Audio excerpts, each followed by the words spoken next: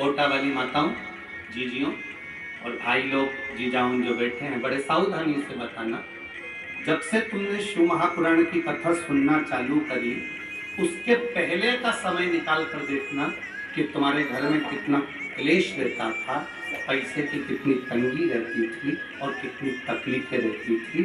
कथा सुनने के बाद जैसे जैसे समय बढ़ता गया, 2 साल 3 साल तुम जो कथा सुनते सुनते तुमने निकाले, तुम मन पर अपने हृदय पर हाथ रखकर बताना, घर का क्लेश धीरे धीरे कम हुआ कि नहीं हुआ, बैलेंस बाबा ने बढ़ाया कि नहीं बढ़ाया, घर में आनंद आ गया।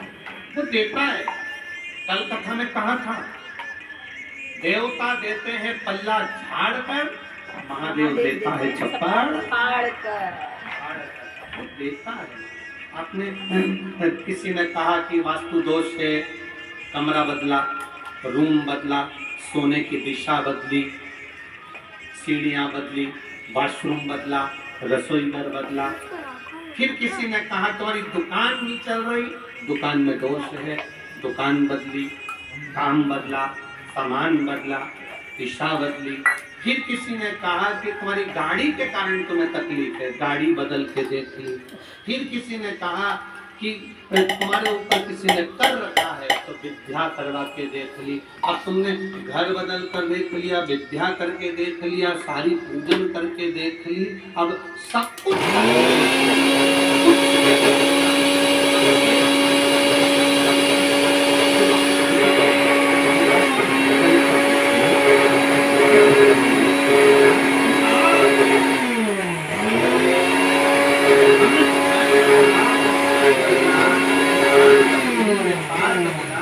गाड़ी बदली, बंगला बदला, सुकून ना मिले तो खुद को थोड़ा सा बदलिए और भगवान शंकर की ओर एक लोटा जल लेकर जाना प्रारंभ करिए।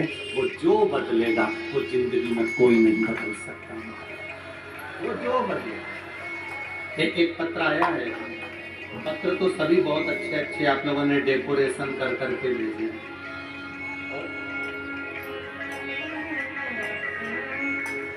बड़े बड़े पत्र भी आए हैं। तो पहले तो यहाँ पर एक कोई माता बैठी है जिनके घर में कई सालों से संतान नहीं थी, और बाबा की कृपा से डॉक्टर ने कह दिया था कि तुम्हारे पेट में एक संतान है और 2 गर्भाशय में गांठ है, 2 गर्भाशय में गांठ है और एक संतान है। और बाबा की कृपा से वो गांठ का ऑपरेशन नहीं करवा सकी डॉक्टर के कहने से, तो केवल उस गांठ को उसने गर्भाशय में 9 महीने रखा। तो वो डॉक्टर भी आश्चर्य में पड़ गए कि वो एक बच्चा नहीं था, वो 3 बच्चे थे जिनको लेकर वो यहाँ आई। कल भी कहीं लेकर बैठी थी, हमारे को पत्र भेजा था, हम बुला नहीं पाए, तो कहीं बैठी हो तो अपने 3 बच्चों को लेकर वो यहाँ व्यासपीठ पर आ सकती हैं। अगर कहीं बैठी हो, कल भी वो लेकर बैठी हुई थी, हम यहाँ बुला नहीं सके उनको, तो जहाँ बैठी है वो अपने 3 बच्चों को लेकर यहाँ आ सकती है। अब आती है जुड़वा की बात, ठीक है। हेमलता मेहरा, उम्र है 33 वर्ष, धीरज मेहरा, निवासी दशहरा मैदान। गुरुजी, बाबा का मैं क्या गुणगान करूं। पत्र जिसने लिखा है उसने अपनी आयु लिखी और उसने अपने परिवार का वर्णन किया। गुरुदेव, मेरी बहन कोटा के नगर निगम के अग्निशमन विभाग में ही कार्यरत हैं, उनके पति। गुरुदेव, हम क्या वर्णन करें। 2021 से कथा सुनना प्रारंभ करी। गुरुदेव, संतान का सुख नहीं था, कई साल निकल गए, औलाद नहीं हुई। गुरुदेव, तब किसी ने कहा एक बार सफेद आंकड़े की जड़ तुमरुका जी का नाम लेकर कमर में बांधो। बाबा की कृपा से मैंने वो बांधा, फिर भी मेरा रजो धर्म आ गया, संतान का सुख नहीं गया। फिर हम कुबेरेश्वर धाम गए, बाबा को प्रणाम करा, शिवजी पे चढ़ा हुआ जल वहां पिया। वहां से आने के बाद कुछ समय निकला, 15 दिन ही बीते थे और रजो धर्म वापिस आया। रजोधर्म वापिस आने पर मैं अंदर से टूट गई कि मेरा वापिस रजोधर्म आ गया, संतान नहीं हुई। बाबा से प्रार्थना करी, दूसरी बार समय आया तो रजोधर्म नहीं आया और बाबा की कृपा से गर्भ ठहर गया। बाबा का मैं क्या गुणगान करूं गुरुदेव। बाबा ने ऐसी कृपा करी, संतान नहीं दी, बहुत डॉक्टर ने कहा था तुम्हारे गर्भाशय में एक बच्चा है और एक बच्चा तुम्हारे गर्भाशय में है। और बाबा का मैं क्या गुणगान करूं, जब जन्म हुआ बच्चों का तो 2 बेटे बाबा ने मेरी गोदी में डाल दिए। मैं बाबा को यह नमन करना लाई हूँ, वो देखो भैया, तो 2 बेटों को ऊपर ला सकते हैं, उसके फोटो आप इसमें देख सकते हैं। अगर बच्चे लाए हो, दूर है क्या, पंडाल में लेके बैठे हो, बच्चे आए हैं, आइए अभी आओ, धीरे से धीरे धीरे लिया। शिव कथा किसी को महाराज, तेरी कृपा बिना न हिले एक भी लेते हैं श्वास, तेरी कृपा से। पार्वती मैया गई अपने नाना जी के घर।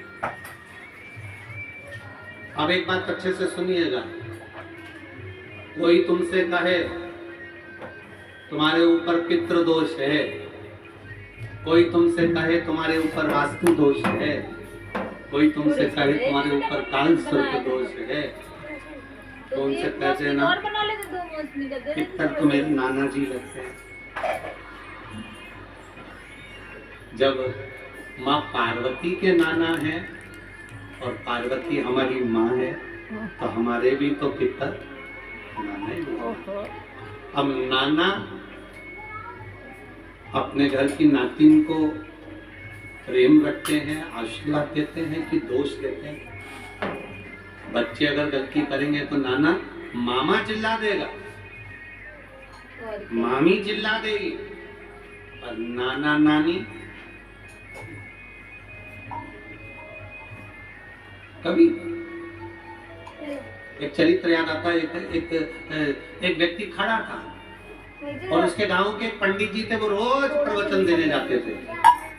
तो वो गांव का जो व्यक्ति था ना, वो पंडित जी से कहता था, महाराज कभी कभी हमको भी प्रवचन दे दिया करो, सारे गांवों को सुनाते फिरते हो, कभी हमको भी सत्संग दे दिया करो। पंडित जी को बड़ा गुस्सा आया। पंडित जी ने कहा, कथा में तो कभी आता नहीं, यहाँ खड़े होकर रोज टोकता। पंडित जी ने कहा, तुम्हारी गोदी में ये तुम्हारा जो पोता है ना, यही तो तुमको ज्ञान दे रहा है। रोज तो कहता है बा बा बा बा बा बा, मतलब अब तुम्हारी उम्र हो गई, बाबा बन जा। अब मुझे प्रवचन देने की क्या जरूरत है। इतने में उस व्यक्ति को बड़ा बुरा लगा। उसने कहा, महाराज तो मेरे पीछे आ गए। उसने कहा, महाराज तुम बिल्कुल सही कह रहे हो, उसका कहना मानकर मेरा मन करता है कि मैं बाबा बन जाऊं, पर इसको गोदी में लेता हूं तो ये कहता है बाबा बाबा बाबा, और मेरी बेटी के बेटे को गोदी में लेता हूं तो वो कहता ना ना ना। मन तो करता है बन जाऊं, पर बेटी का बेटा कहता ना ना ना।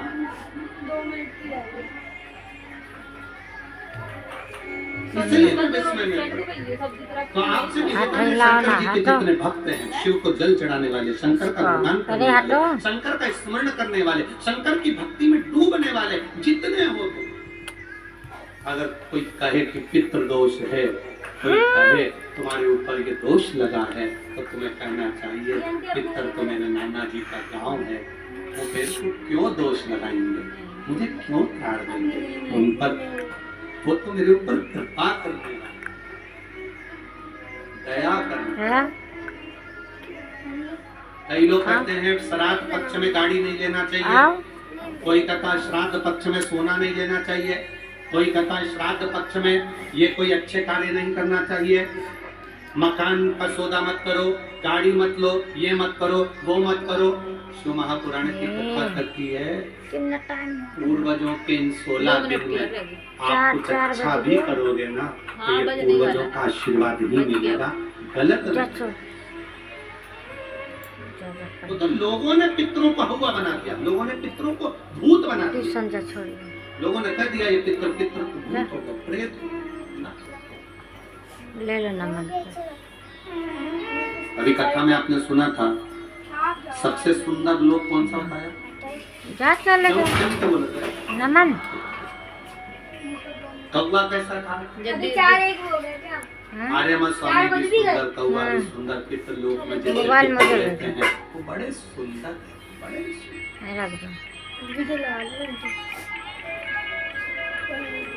मैडम को देना बड़े मैम रहेंगे तब आना। शिव कथा पे भगवान शंकर का संवाद है।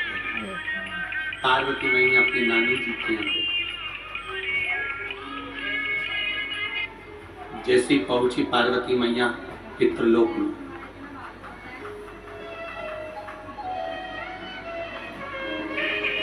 पितृलोक में पहुंचते से पार्वती जी ने क्या देखा कि वहां बहुत सारी कुशा रखी हुई है। क्या रखी हुई है? कुशा। कुशा देखिए, डाब कुशा। जब पितरों को जल दिया जाता है तो कुशा का बड़ा मूल महत्व है। कुशा का भी मूल था। पार्वती जी ने देखा कि यहाँ कुशा रखी हुई है। भ्रम पैदा हुआ माँ पार्वती के हृदय में। थोड़ा सा प्रश्न आया माँ पार्वती के चित्त, थोड़ा सा प्रश्न। पार्वती जी जैसे अंदर पहुंची, पहुंचते से उन्होंने जो कुशा देखी, दाग देखी, और कुशा को देखकर माँ पार्वती जी ने पूछ लिया पितरों से, नाना, ओ नाना जी।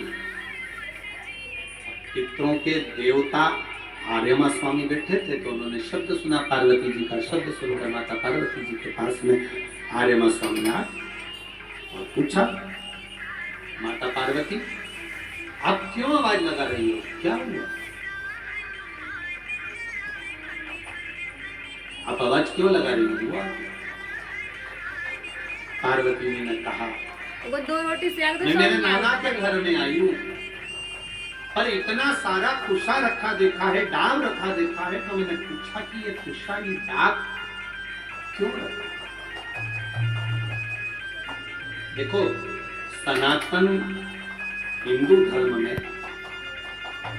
जो कुशा होती है, जो डाब होता है, साल भर अपने घर के अंदर कहीं ना कहीं इस कुशा को, इस डाब को संभाल कर रखना चाहिए।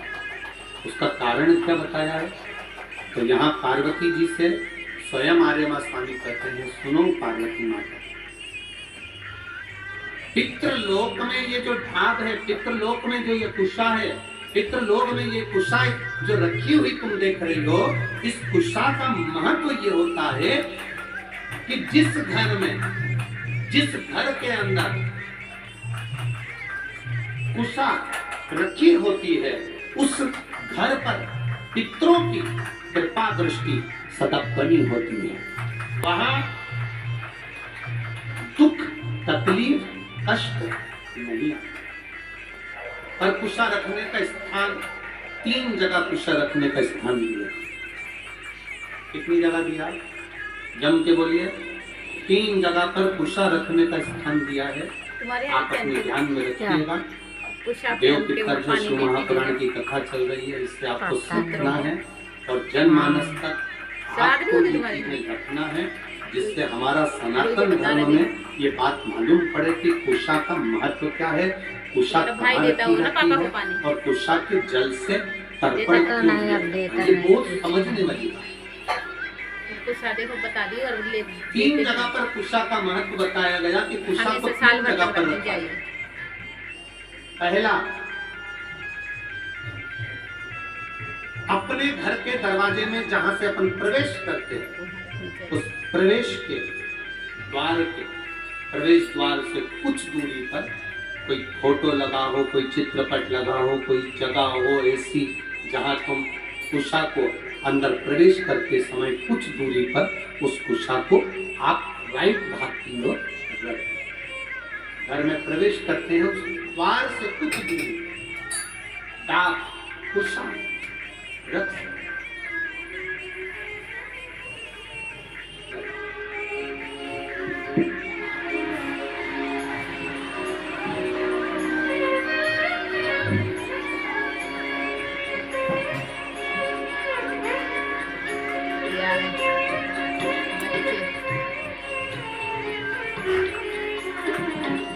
ले लेने के बाद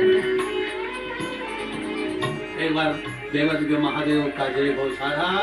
महादेव ये दो बालक बाबा की कृपा से कई वर्षों के बाद हुए। बा जोरदार ताली बजा। ये बड़े वाले दोनों आदमी बालक हैं। तो अच्छा हो ये कई सालों बाद बच्चे हुए जुड़वा। पत्री खा के देखो। तुम उसको 2 रोटी सेक दो। किसको? नमन को। कह रहा है कि भूख लगी है। और क्या उसने क्या खाया? सुबह पराठा ही खाया था बस। वो नीतीश को छोड़ने गया। श्री शिवाय नमस्तुभ्यं, श्री शिवाय नमस्तुभ्यं। खड़े नहीं होगे, इसको बोलने के समय पर बैठे बैठे आपको जाप करना है। बैठे बैठे, खड़े होकर नहीं। श्री शिवाय नमस्तुभ्यं, श्री शिवाय नमस्तुभ्यं, श्री शिवाय नमस्तुभ्यं, श्री शिवाय नमस्तुभ्यं, श्री शिवाय नमस्तुभ्यं, श्री शिवाय नमस्तुभ्यं, श्री शिवाय नमस्तुभ्यं, श्री शिवाय नमस्तुभ्यं, श्री शिवाय नमस्तुभ्यं, शिवाय नमस्तुभ्यं, श्री शिवाय नमस्तुभ्यं, श्री शिवाय नमस्तुभ्यं, श्री शिवाय नमस्तुभ्यं, शिवाय नमस्तुभ्यं, श्री शिवाय नमस्तुभ्यं, श्री शिवाय नमस्तुभ्यं, श्री शिवाय,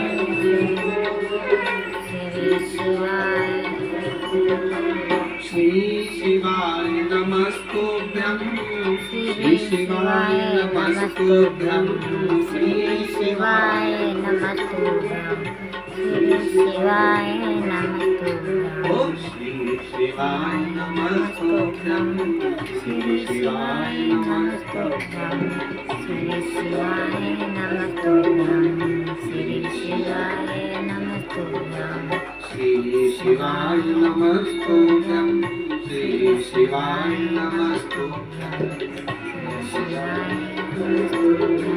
श्री शिवाय नमस्तुभ्यं, हर हर महादेव। भगवान शिव की कथा कर रही है। डाब को, कुसा को 3 जगह पर, पहला द्वार से अंदर प्रवेश करते समय सीधे हाथ पर कहीं कर दिया। दूसरा, पूजन का जो स्थान, पूजन की जो जगह, वहां अगर कुसा नहीं रख सको तो कुसा का आसन जरूर है। अगर कुसा नहीं रख सकते तो कुसा का आसन। तीसरा,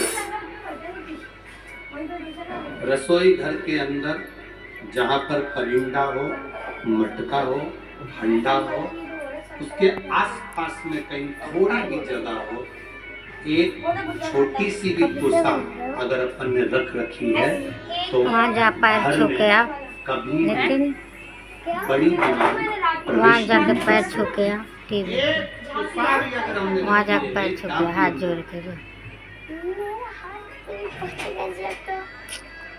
वहाँ हम तो नीचे यहाँ रखोगे तक कहेंगे, तभी जहाँ लिख रहा है शिव वहाँ महापुराण की इस पवित्र कथा में आप लोगों से कहना चाहेंगे,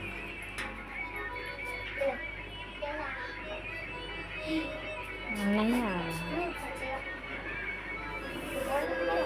कभी कभी इस पवित्र कथा में अगर आप लोग स्मरण करेंगे तो कभी जिंदगी में आप कोई बड़ी जांच कराने के लिए जा रहे हो कि डॉक्टर ने बोला है कि इनको ये बीमारी हो रही है, इनको ये रोग है, इनको ये तकलीफ। आप डॉक्टर को दिखाओ, जांच कराओ, डॉक्टर दवाई दे, उसको खाओ। डॉक्टर भी शंकर का एक रूप है। जैसे शिव महामृत्युंजय है, तो जगत के जितने डॉक्टर हैं ये भी महामृत्युंजय का एक प्रतिबिंब स्वरूप है। आप इनको दिखाओ, डॉक्टर भी शंकर का एक स्वरूप है। ऐसा नहीं कि तुम डॉक्टर को नहीं मानोगे, डॉक्टर शिव का एक तत्व स्वरूप मानोगे, महामृत्युंजय मानोगे। पर यहाँ शास्त्र कहता है, शिव महापुराण की कथा वर्णन करती है, जब तुम जांच कराने के लिए जा रहे हो, तुम्हें लग रहा है कि डॉक्टर ने बोला है कोई बड़ी बीमारी है, गठान है, और ये गठान, ये गांठ गर्भाशय में आ गई, ये गांठ कहीं शरीर में आ गई, और तुम्हें लग रहा है कि ये तकलीफ देगी और जांच के लिए जाएगी। उसके पहले जब आप डॉक्टर की जांच कराने के लिए जाओ, उसके पहले कुशा का जल, अगर महादेव जी की जो जलाधारी होती है, इसमें महादेव जी बने, दिख रहा है सबको? आपको नजर आ रहा है? टीवी के माध्यम से भी आप लोग देखते हैं। ये जो महादेव जी का शिवलिंग है, ये जो जलाधारी है, ये जलाधारी पार्वती जी का स्थान। इसके बीच में एक लाइन है, वो अशोक सुंदरी का स्थान। राइट में गणेश जी, कार्तिकेय जी। शिवलिंग के ऊपर जो जलाधारी रहती है, जिसमें से बूंद बूंद पानी टपकता है, ये शंकर भगवान की 5 लड़कियां, जया, विषहरा, शामलीवारी, दौतली, देव, शिव जी की 5 बेटी। जब तुम्हें लग रहा है कि कोई बड़ी बीमारी हमारे शरीर में प्रवेश कर रही है, डॉक्टर कह रहे हैं कि इसकी जांच होगी, उसके पहले कुशा का जल, ताप का जल, ये अशोक सुंदरी का स्थान जहां पर है, और शिवलिंग का जो स्थान, इसके बीच में जो जगह खाली पड़ी रहती है, इस स्थान पर अगर हम कुशा का जल, ताप का जल चढ़ा देते हैं, और उस जल को उस स्थान पर जहां तुम्हें लग रहा है कि इसकी जांच होने जा रही है, उस स्थान को लगाकर जांच के लिए जाते हैं, कभी जिंदगी में बड़ा रोग प्रवेश कर ही नहीं सकता। कुशा का जो जल होता है, ताप का जो जल होता है, ये साधारण जल नहीं होता हमारा, इसको साधारण नहीं, कुशा के जल को साधारण नहीं। आजकल तो कपड़े के आसन आ गए। मेरी बुजुर्ग माता यहाँ पर बैठी हैं, बुजुर्ग अगर कोई बैठे होंगे तो उनको मालूम होगा, आजकल तो कपड़े के आसन आ गए। पहले ब्राह्मण को जो आसन दान दिया जाता था, वो कुशा का दिया जाता। बोलो री माता, सही है कि गलत? पहले 3 चीजें बड़ी विशेष होती थी। ब्राह्मण को दान करने के लिए कुशा का आसन होता था। सौभाग्यवती नारी को सुहाग का सामान जो दान दिया जाता था, वो बांस की टोकरी में दिया जाता था, जिसको सुहाग पिटारी कहते हैं। अब आप क्या क्या कहते हैं हमें नहीं मालूम, और हमारे इधर तो सुहाग पिटारी कहते हैं। पिटारी का मतलब होता है उसमें बांस की डलिया, चला उसके पीस रख दिया, कुंकू रख दिया, हल्दी रख दी, मेहंदी रख दी, चूड़ी रख दी, जो तुमने रखा वो बांस की पिटारी में रखा। बांस की पिटारी में क्यों रखते थे? हमारे यहाँ बांस की पिटारी की महत्वता क्या है? हमारे सनातन हिंदू धर्म में बहुत सी चीजें हैं जिसकी बड़ी महत्वता है हमारा। जैसे शादी के मंडप में बांस लगाना, वंशकार समाज के जो भाई होते हैं जो बांस का काम करते हैं, लोग भले कुछ भी कहें कि ये वंशकार है, ना ना ना, शिव महापुराण की कथा कहती है वंशकार बांस की डलिया का निर्माण करता है। जैसे बांस कभी समाप्त नहीं होता, लगा हुआ बांस में से बांस कटता जाता है, बांस फूटता जाता है, बांस कभी समाप्त नहीं होता। जिसमें से पैदा हुआ फिर होगा, उसको काट लो फिर होगा। उसी तरह वंशकार समाज जो बांस की डलिया का निर्माण करती है, वो वंशकार समाज बांस की डलिया इस भाव से बनाती है कि जिसके यहाँ शादी में जाए, सुहाग पिटारी में जाए, उसका सुहाग खूब बाबा कृपा बना कर रखे, उसका वंश खूब। अब लोग वंशकार आजकल राजनीति के अंतर्गत चलते चलते तो हम क्या बोलें, बस बोल नहीं सकते, क्योंकि एक राजनीति के अंतर्गत सारी समाजों को तोड़ दिया गया है। ये समाज का है, वो समाज का है, वो समाज का है। पर शिव महापुराण की कथा कहती है ब्रह्मा जी के द्वारा प्रकट हुए मनु और शत्रुपा, इन मनु शत्रुपा के आप और हम सब औलाद हैं। कौन ब्राह्मण, कौन क्षत्रिय, कौन वैश्य, कौन शूद्र, ये सब भगवान की औलाद हैं। इनमें कोई भेद नहीं होना चाहिए, सब एक होना चाहिए।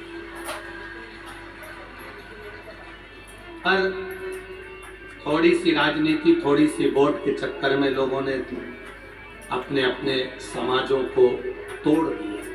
गलत है। ये शिव पुराण रखी है। 1 2 3 4 ब्राह्मण, क्षत्रिय, वैश्य, शूद्र, 4 पाए पर ये पोथी रखी है। उसी तरह हमारे ब्राह्मण, क्षत्रिय, वैश्य और शूद्र, ये 4 भारत के वो स्तंभ हैं जिस पर ये पूरा सनातन धर्म टिका। ये 4 ऐसे स्तंभ हैं जिस पे पूरा सनातन धर्म टिका हुआ है। पर वोट के चक्कर में, राजनीति के चलते हुए आज इन सनातन धर्म को तोड़ने के लिए लोगों ने विचार कर लिया सनातन धर्म ऐसे नहीं टूटने वाला। तो सबसे पहले लोगों ने कहना चालू करा अगरबत्ती लगाना बंद करो, क्योंकि अगरबत्ती में बांस होता है। थोड़े दिन के बाद ये तुम्हारी अगरबत्ती छुड़ा के तुम्हारे हाथ में मोमबत्ती पकड़ा देंगे और कहेंगे तुम्हारा बाप यही है, अब इसी को भजो, सनातन धर्म को भजना बंद करो। और शास्त्र नीति कहती है, हमारा सनातन धर्म कहता है ब्राह्मण, क्षत्रिय, वैश्य, शूद्र, चारों एक स्तंभ है सनातन धर्म के। हमें कितना भी कोई तोड़े, पानी को डंडे से मारने से पानी अलग होता है क्या? अरे बोलो तो दीजिए, नहीं होता। इनको लोगों ने कह दिया ये तो वंशकार है, ये तो चर्मकार है, ये तो ये ना ना ना ना। जितनी जातियां, जितनी समाजें बनी है, ये हमारे सनातन धर्म के गौरव बनी है। संत रविदास जी ने चमड़े का जूता बनाते बनाते रविदास जी महाराज स्वयं, मीराबाई अक्सर खड़ी हो जाती है और कहती है गुरुदेव मैं तुम्हारे लिए अच्छा आश्रम सुंदर गंगा के घाट पर बना देती हूँ गुरुदेव, अच्छी जगह बना देती हूँ, चलो गुरुदेव। रविदास जी ने कहा मीरा मैं काय को गंगा के घाट पर जाऊं? लेकिन क्या खा रहा? मुझे गंगा के घाट पर जाने की जरूरत नहीं है मीरा। अगर मेरी भक्ति में बल होगा तो गंगा खुद आएगी।